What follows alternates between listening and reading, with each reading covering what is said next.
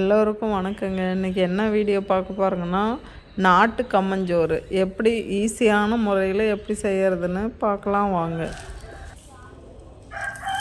பொட்டுக்கம்பு இதை வந்து இப்போ இடித்து போட்டுக்கலாம். எப்படி இடித்து போடுறோன்னு பாருங்கள். ஈஸியான மெத்தடில் நம்ம கஷ்டப்படாமல் 10 நிமிஷத்தில் கம்மஞ்சோறு ரெடி பண்ணுறேன். இப்போது இது 1 கப்பு நான் கம்பு எடுத்துக்கிட்டேன்.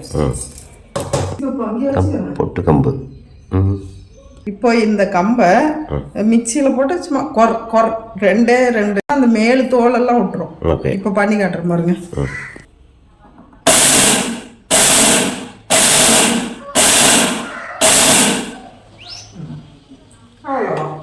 சும்மா ரெண்டு இது மட்டும் இந்த புஷ் பண்ணுறது. அப்படி தவிடு வந்துடும் தனியா. பாருங்க, எடுத்து காமிக்கிறேன். கொட்டி புடச்சிக்கணும். பாருங்க, அந்த தவிடெல்லாம் தனியா வந்துருச்சு. அப்படி புடச்சிக்கணும். பாருங்க, இப்படி இருக்குது. அந்த தவிடெல்லாம் இங்க போற தெரியுதா? இப்படிதான் கிளீன் பண்ணி எடுத்துக்கணும். இதை இப்ப புடச்சி எடுத்துக்கணும்.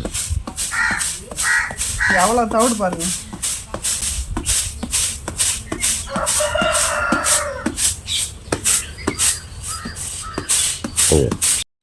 இப்போ பாருங்க, அந்த தவிடெல்லாம் போயிடுச்சு.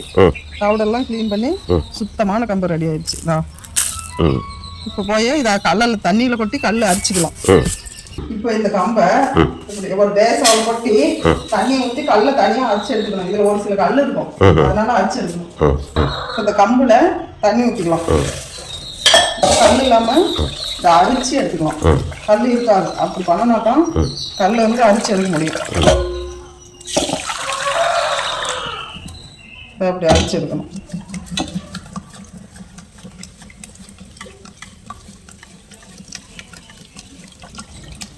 இப்படி அரைச்சி இதில் இப்படி போட்டுடணும்.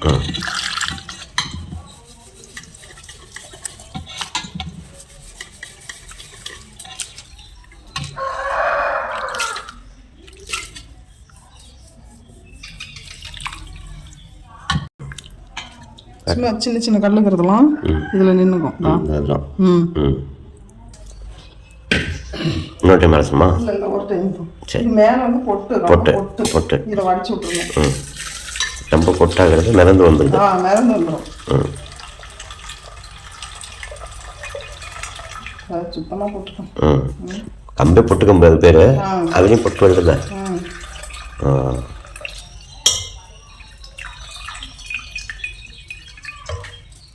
இதை என்ன பண்ணும்?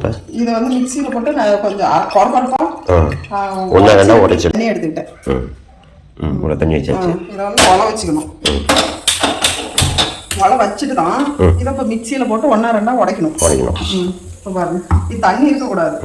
வரணும் தான் போடணும். தண்ணி சுத்தமாக வடிகட்டி எடுத்துட்டு அதுக்கப்புறம் தான் இது போட்டு மிக்சியில் குறப்பா அடிச்சு எடுக்கணும். அந்த கம்பை குறப்பா உடைச்சு எடுத்துக்கலாம்.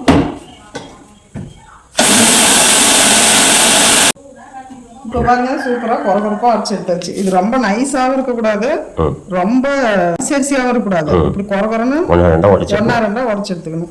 இப்போ இது வேறு பாத்திரத்தில் கொட்டி வச்சுக்கணும்.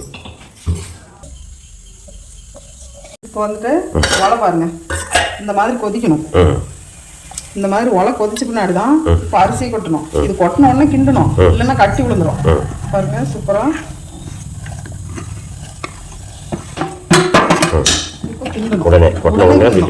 இல்லைன்னா கட்டி விழுந்துடும்.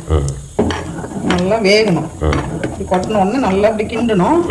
இது 10 நிமிஷம் ஆகும் வேகத்துக்கு. கிண்டாம விட்டுட்டா கட்டி போட்டுரும். அதனாலதான் இது அடுப்புல இடிச்சு போட்டா அவ்வளவு சூப்பரா இருக்கும். உரல்ல இடிச்சு கம்ப அடுப்புல வேக வச்சு விட்டு அப்படி மூடி விட்டா கமைஞ்சு வரும். அப்படி குங்குமம்னு மனமா இருக்கும். இன்னைக்கு வந்து டைம் இல்லை, அதனால இப்படியே செஞ்சு விட்டுட்டு வெளியில கிளம்புறதுனால பாருங்க, சூப்பரா கமைஞ்சு வரும். இது இப்போ 10 நிமிஷம் வேகணும். கம்மஞ்சோறு வெந்துட்டு இருக்குது. கம்மஞ்சோறு பாருங்க, கெட்டி கூட வெந்துக்குச்சு பாருங்க. இதுதாங்க உடம்புக்கு ரொம்ப குளுமை, நல்லது. இதுலயே விவசாய கம்பெனி இருக்குது, அது வந்து சூடு. இது குளுமை, உடம்புக்கு ரொம்ப குளுமை இந்த கம்பு. இப்போ இந்த பக்குவத்துல ஒரு 5 நிமிஷம் சிம்மில் வச்சு அப்படியே மூடி விட்டு அப்புறமேல ஒரு தட்டத்தை வச்சு மூடி விட்டா சூப்பரா சோறு ரெடி ஆகிடும். இது கூழு கரைச்சி குடிக்கலாம், குழம்புலையும் தொட்டுட்டு சாப்பிடலாம். அவ்வளோ உடம்புக்கு நல்லது. நான் கரைச்சி குடிச்சதை சோறு போட்டு சாப்பிட்டதை எல்லாம் பார்த்துருக்கீங்க. செஞ்சதை இன்னும் போடல வீடியோ. சிம்பிளான முறையில் சீக்கிரமாக செஞ்சுக்கலாம். இப்போ இந்த சிம்மில் வச்சு 10 நிமிஷம் இப்படியே வேகட்டும். அப்படியே மூடி விட்டுறலாம். அப்படியே வேகணுமா? அப்படியே வேகணும். ஒரு 10 நிமிஷம் கழிச்சு இந்த கரண்டி எடுத்துட்டு அப்படியே வச்சு மேலே ஏதாவது பாத்திரத்தை வச்சு விட்டுட்டா ஒரு 2 மணி நேரம் கழிச்சா சோறு ரெடி. ஓகே. கொதிக்க டான்ஸ் ஆடு பாத்திரமே. பாத்திரமே டான்ஸ் ஆடுது. சரி, இப்போ இந்த பக்கத்தில் இப்போ எடுத்து மூடிடலாம் கம்மஞ்சோரை. இப்போ இதை ஆஃப் பண்ணிடலாம். கேஸை ஆஃப் பண்ணிட்டு இப்போ நல்லா ஒரு குண்டு கிண்டி விட்டு இப்போ எல்லாம் வலிச்சு விட்டுட்டு சுத்தமாக சுடுது. கொதிக்க வைக்கிறது சுடாக என்ன பண்ணுவோம்?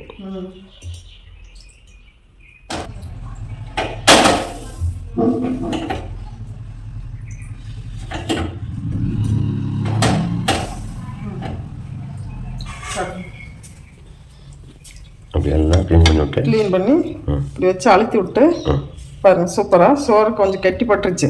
இப்போ இதுக்கு மேல தாங்க புழுங்கணும் கம்பல்சரி. சோறு 2 மணி நேரம் புழுங்கணும். இப்போ மேல கொஞ்சம் வெயிட்டான பாத்திரத்தை வச்சிடலாம். அடுப்புலன்னா நெருப்பு இருக்கும், அப்படியே வச்சா புளிங்கும்.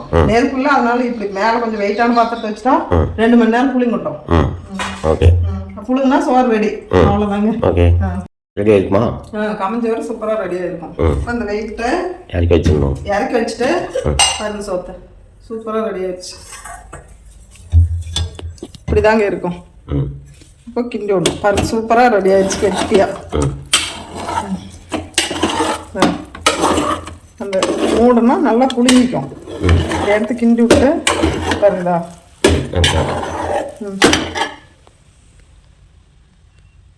இது நல்லா கிண்டி அழுத்தி விட்டு